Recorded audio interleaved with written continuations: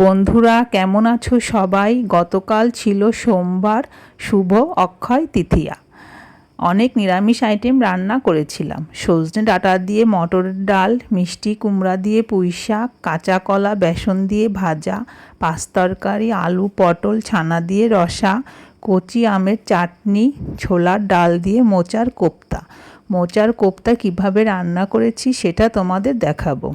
একটা কলার মোচা কুচি করে কেটে সেদ্ধ করে নিয়েছি। 1 কাপ ডাল আগে থেকে ভিজিয়ে রেখেছিলাম, মিক্সিতে পেস্ট করে নিয়েছি।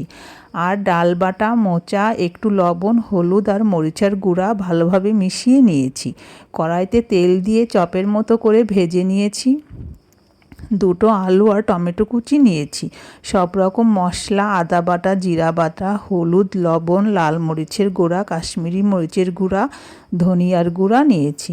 তারপর জিরা তেজপাতা ফোড়ন দিয়ে আলুগুলো লাল করে ভেজে টমেটো কুচি আর সব মশলাগুলো দিয়ে কষিয়ে ঝোলের জন্য পরিমাণ মতো জল দিয়ে দিয়েছি। ঝোলটা ভালোভাবে ফুটে আসলে ভাজা কোপ্তাগুলো দিয়ে জাল করে নিয়েছি। নামানোর আগে একটু বাটা গরম মশলা আর ঘি দিয়ে নামিয়ে নিয়েছি। নিরামিষ দিনে এই মোচার কোপ্তা দিয়ে পুরা ভাতই খাওয়া হয়ে যায়।